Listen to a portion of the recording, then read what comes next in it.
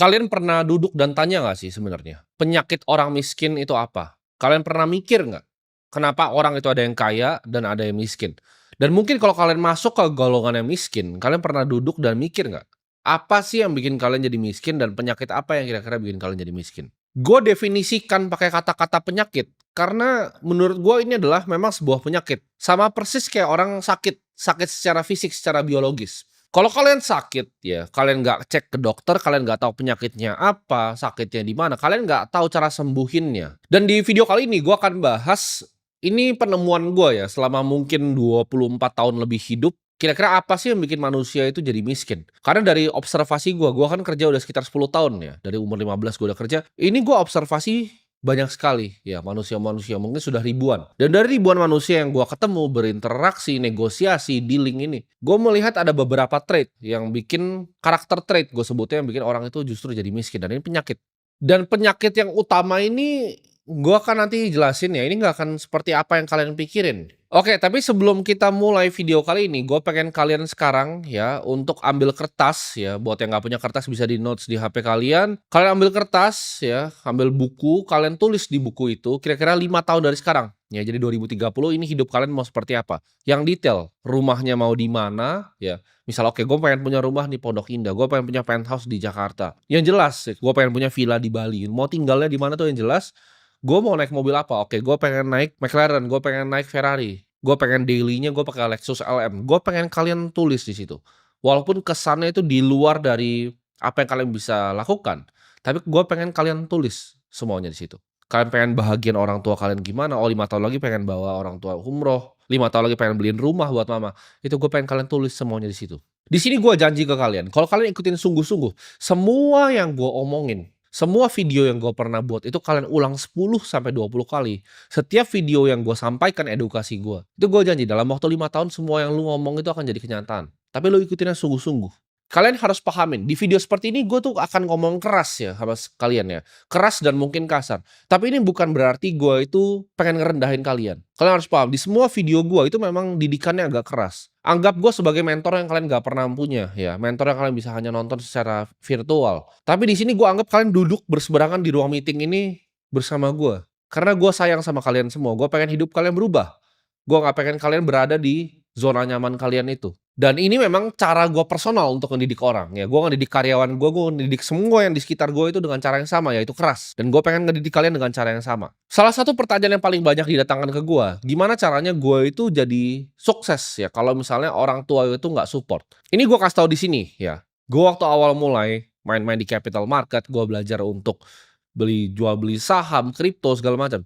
Bokap gue itu yang pertama ngomong, ini ngapain sih lu judi? Gua malam-malam lagi di depan laptop, dia bilang, "Ini ngapain sih lu judi?" Jawaban dari gua adalah, "Lu tidak perlu untuk minta izin, lu tidak perlu untuk support dari orang tua. Yang lu butuhkan cuman kegigihan lu sendiri, ya, diri lu sendiri." Ketika gua mau coba untuk belajar tentang pasar modal ya gue dibilang gua mau berjudi, ya karena dia mungkin nggak mengerti dan gua nggak menyalahkan dia untuk tidak mengerti. Tapi gua kesampingkan semua opininya, lalu gue beli lagi buku Warren Buffett yang lebih banyak lagi, ya jadi security analysis, gue beli lagi buku-buku ekonomi klasik seperti Adam Smith ya, Wealth of Nation. Gue umur 15 tahun, 16 tahun, Wealth of Nation tuh udah gue telan, udah habis. Gue baca mungkin udah 20-30 buku baik gue umur 15-16 tentang investasi dan finansial. Akuntansi gue udah mahir. Gue udah bisa ngelihat di luar kepala ya. Gimana caranya sambungin three statements itu gue udah bisa dari zaman 15 tahun.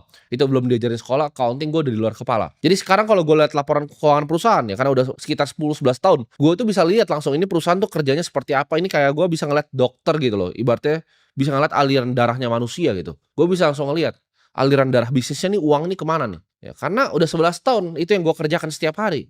Gue pelajarin gitu. Sistem finansial dunia itu seperti apa, pemainnya siapa aja, hedge fund yang bangkrut itu kenapa, long term capital management kenapa bangkrut, padahal isinya orang-orang pinter, kenapa Warren Buffett selamat, gue pelajarinya selamat, oh ada cara yang beda, Warren Buffett itu konsentrasi, kalau Ray Dalio itu diversifikasi, mana nih yang bagus, mana yang jelek, itu gue pelajarin dan gue telen, ya jadi opini bokap gue kesampingin, oh anggap ini judi ya lu nggak ngerti gitu. Lu nggak perlu sibuk yakinin orang tua, karena gue yakin kebanyakan dari mereka juga sudah diprogram oleh sistem. Toh hidup mereka yang sekarang itu hasil dari pemrograman sistem tersebut. Jadi nggak ada yang lu perlu lakukan untuk ubah, karena udah tua juga, udah nggak bisa diubah cara pikirnya. Caranya adalah buktikan dan bikin mereka bahagia. Laki-laki itu yang bisa dipegang tuh cuma satu, omongannya. Jadi kalian itu nggak perlu ribet-ribet ya, nggak usah kebanyakan ngomong juga tapi nggak ada pembuktiannya. Yang penting hasil kan, dunia ini tuh cuman peduli sama hasil.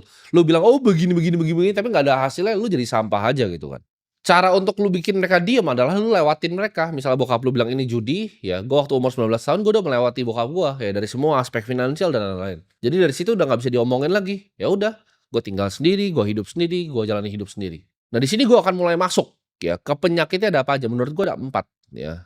Ada 4 penyakit kenapa orang itu bisa miskin. Yang pertama itu bodoh. Ini kan gue sering banget ngomong, dulu itu gue salah ya, sebenarnya bahkan tahun lalu 2024 ya, gue itu juga salah mikir tentang ini. Gue mikir kebanyakan orang miskin itu karena bodoh. Tapi akhir tahun gue inget banget sebelum ganti ke tahun 2025 gue tuh banyak refleksi. Gue mikir gitu, dari gue ngeliat karyawan gue bahkan nggak usah gue sebut ya namanya siapa karyawan gue tahu yang 10 tahun lagi jadi, siapa yang 10 tahun lagi bakal hidupnya tetap sama. Karena ada dalam 4 faktor ini gitu dan semua yang gue lihat di hidup gue dari dulu dari kecil gue ngeliat tetangga gue tuh tahu yang mana bakal mungkin 5 tahun lagi rumahnya akan renov jadi bagus karena pekerjaannya dan lain-lain. Gue itu tapi gue nggak pernah bisa dissect jadi sebuah rumus, apa sih yang bikin orang tuh jadi kaya, apa yang bikin orang jadi miskin. Ini 4 penyakit ya, yang pertama itu bodoh, yang kedua itu malas, yang ketiga itu penakut, dan keempat arogan.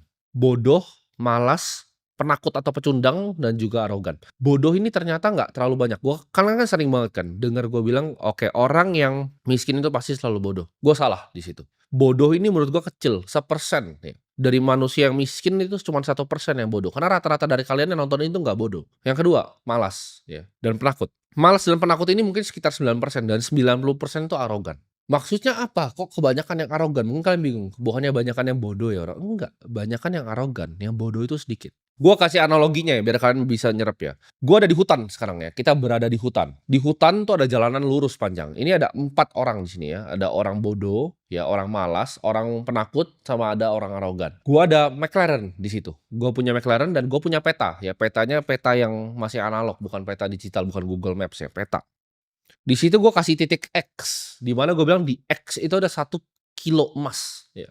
Ini semua 4-empatnya miskin beneran nggak punya duit, ya. Orang bodoh, orang malas, orang penakut, sama orang arogan ini. Orang bodoh, ya ketika gue kasih ngomong seperti itu dia akan ngomongnya apa? "Oh, ini mobil terlalu kompleks, gue buka pintunya aja nggak bisa, entar gue jalan gimana? Nggak bisa lah naik McLaren, gue bodoh gitu, gue nggak naik McLaren." Nah, tapi menurut kalian kalau gue tanya ini, gue random sampling ke 100.000 yang nonton ini, berapa banyak yang kira-kira begitu? Yang, "Ah, nggak ah, gue nggak bisa naik ini." Sedikit, makanya gue bilang tadi cuman 1% yang bodoh, yang malas. Orang malas dia akan baru lihat petanya, dia akan pikir, "Anjrit ini jalan jauh banget loh. Ini jalan bisa kira-kira 3 bulan loh gue di jalan." Ya tapi gue bilang, ada emas loh 1 kilo di ujung jalannya. Ini gue kasih uang buat bensin, ini gue kasih uang buat lu cari makan juga," gitu loh. Itu 1 kilo tapi. Orang malas akan ngapain? "Aduh males ah, ini jauh banget," gitu loh. "Jauh banget, ini kayaknya bukan buat gua." Orang malas ini akan punya 1001 alasan untuk dia nggak jalan, karena dia males aja gitu loh, dia bener-bener males. Yang ketiga, orang yang penakut. Ketika gua kasih ini McLaren, ini petanya di X ini 1 kilo emas, apa yang dia akan pikir orang penakut? "Aduh, kalau nanti McLaren-nya kekencangan terus nabrak gimana? Oh, nanti kalau misalnya nggak ketemu tempat isi bensin gimana? Kalau nggak ketemu tempat buat cari makan gimana?" Semuanya dia penakut, tapi ketakutan itu jadi alasan dia, dan akhirnya dia nggak berangkat. Terus ketika gua tanya, ketiga orang itu tadi, yang bodoh ya, yang pemalas, sama yang penakut, gua tanya, "Lah kok terus lu nggak mau jalan?" Mereka nggak mau jalan gitu. Yang bodoh nggak tahu cara nyalain mobilnya, yang pemalas dia beneran malas karena itu jalannya 3 bulan gitu, panjang. Padahal gua udah bilang loh ke yang pemalas, "Gua kasih lu mobil paling cepet loh, McLaren ini. Mobil terbaik ini untuk lu nyampe ke tujuan." Aduh males lah. Mereka bertiga itu akan mikir bahwa mereka mau emasnya, tapi mereka maunya dikasih gitu, mereka maunya dikasih sekarang, "Sini kasih emasnya ke gua." Gua nggak mau pakai McLaren lu jalan ke sana, nggak mau. Dan ini yang terakhir, orang yang keempat nih, yang gua bilang 90% dari kalian. Nanti kalian akan paham kenapa analogi ini gua utarakan, ya. Karena ini real terjadi sama kalian semua yang nonton gua. Gua kasih dia ke orang arogan ini, ini kunci mobilnya." Ya, mobilnya ada di sana. Lu jalan mungkin sekitar 10 menit, itu ada mobil di belakang pohon situ. Itu ada jalanan yang beda. Ini kunci mobilnya. Ini petanya, ini 1 kilo emas. Dia akan bilang apa ke gua orang raguan itu? "Halah, bohong lu. Alah scam ini, mana ada emasnya, lu punya emas juga enggak." Gua padahal orang yang punya paling banyak emas di kota itu misalnya. Emas gua tuh banyak sekali, berkilo-kilo, itu gua cuman kasih hadiah 1 kilo aja buat yang mau jalan. Tapi orang yang arogan ini akan apa? "Alah gua nggak mau lah naik McLaren, lu kasih gua ini aja lah, lu kasih gua mobil SUV aja lah." Gua enggak lah, gua nggak suka naik-naik mobil-mobil beginian. Lu miskin dan lu nggak punya apa-apa kok lu bisa bilang lu kagak mau naik McLaren? Itu arogansinya tuh.